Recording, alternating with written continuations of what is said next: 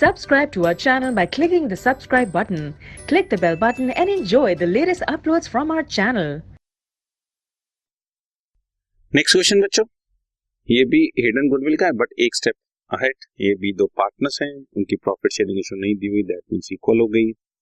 उनके capital C में 70,000 50,000। सी को इक्वल पार्ट यानी कि सी 1/3 शेयर के लिए आ रहा है।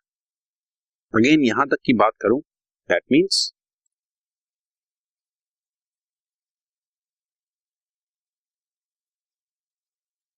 ये ओल्ड रेशियो दी हुई थी, सी 1/3 के लिए आ रहा है। न्यू पीएसआर अगर हम निकालें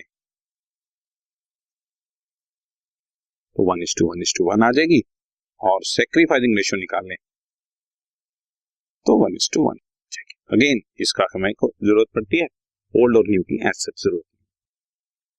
सी जो है वो 1 लाख रुपए ला रहा है as is share of capital, वही शेयर ऑफ कैपिटल। और इस डेट पर हमारे पास प्रॉफिट लॉस अकाउंट का क्रेडिट बैलेंस भी पड़ा हुआ है 50। प्रॉफिट लॉस क्रेडिट मतलब प्रॉफिट, प्रॉफिट लॉस डेबिट मतलब loss. Repeat, profit loss credit मतलब प्रॉफिट। और याद रख लें, इस तरह के जितने भी प्रॉफिट्स या रिजर्व पड़े होते हैं वो भी कैपिटल का ही हिस्सा होते हैं।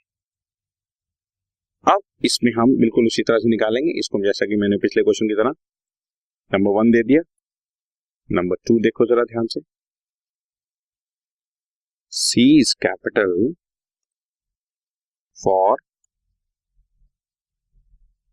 1/3 share he is bringing 1 lakh रुपए लाया बच्चों। Therefore,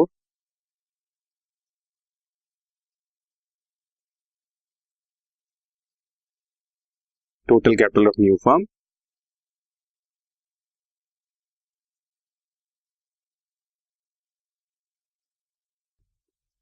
$3 lakh। ठीक है, but in new firm his capital was 70,000, B का 50,000,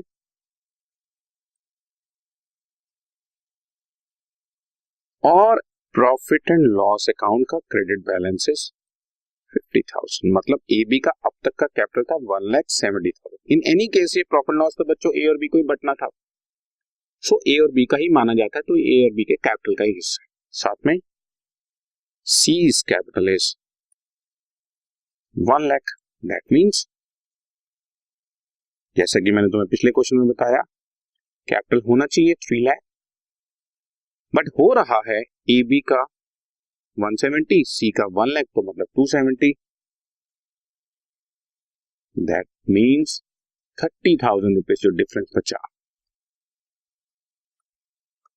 गुडविल ऑफ द फर्म। समझे ना, मैंने तुम्हें पहले बताया ये फर्म की गुडविल निकलेगी। इसमें से अब तुम सी का शेयर निकाल सकते। C's share of goodwill is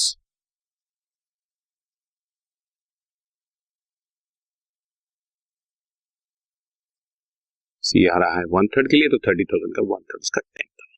simple हो गया। 1 लाख को कैपिटल आ रहा है बच्चों, और उसका शेयर ऑफ गुडविल 10,000 आ गया। और अब हम इसकी जनरल एंट्री पास कर देते हैं।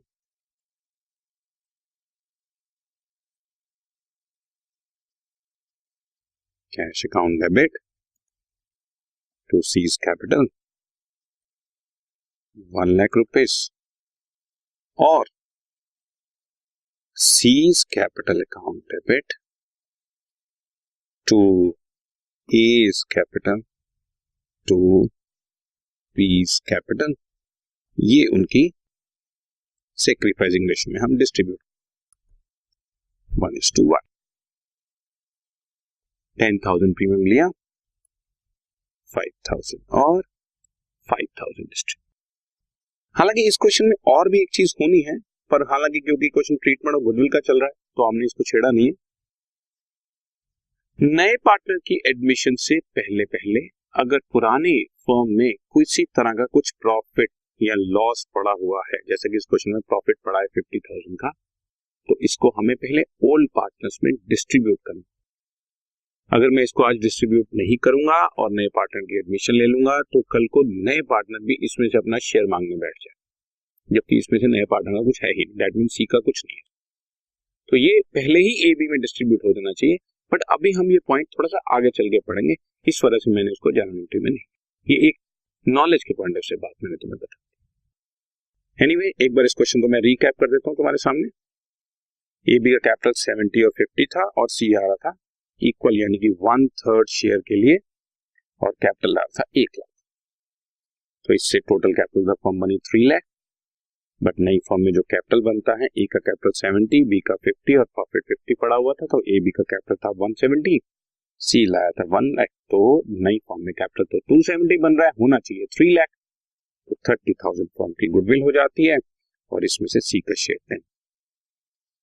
अब क्योंकि सी सिर्फ कैपिटल लेकर आया है तो मेमोरेंडम मेथड की तरह से एंट्री पास कर देते हैं, cash debit to C capital 1 lakh लाया और 10,000 उससे लेकर ए और बी में उनकी सेक्रीफाइसिंग रेशियो में डिस्ट्रीब्यूट किया।